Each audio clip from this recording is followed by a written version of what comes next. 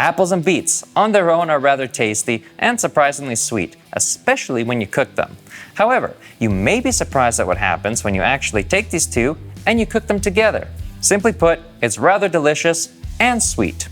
And the best thing about it is it won't actually lead to a massive blood sugar spike even though it's a sweet dish, because the sweetness comes from whole fibrous foods like these and not from processed sugar.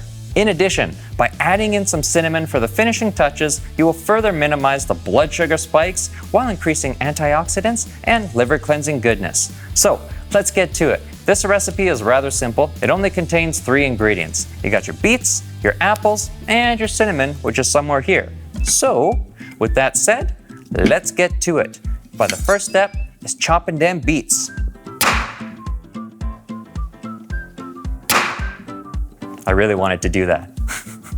Now, as I just said, first you want to take some peeled beets and chop them into small, even, fry-like pieces. Next, take some apples, peeled or unpeeled, your preference, and chop them into larger, even slices, as they cook faster than beets, and we're going to be cooking these 2 ingredients together. And in my opinion, apples are just way more satisfying to eat in larger bites. Now, as many of you more skillful culinary masters might notice, I'm not very skillful with a knife or a peeler, but I get the job done and I do my best. Next, take the sliced beets and apples and place them together into a pot for boiling. Now, you don't need to add much water here, as the apples and beets while cooking are going to leak out a lot of extra water. However, make sure that the water you do add is clean drinking water, as the juices that remain after cooking is mighty tasty to sip on. The last step here is to sprinkle in some cinnamon, cover the pot, and let it boil until soft. And once the beets are soft enough for a fork to easily poke into, your dish is ready. You are free to serve, and feel free to sprinkle in some extra cinnamon and spices and enjoy. Also, as previously mentioned, don't forget to give the juice a try. Like I said, it's rather tasty.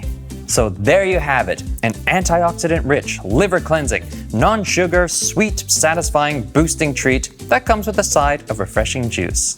Now, to see the full recipe and learn more interesting details on why this dish is particularly good for your body, then check out the link in the description below so that you can try it out for yourself.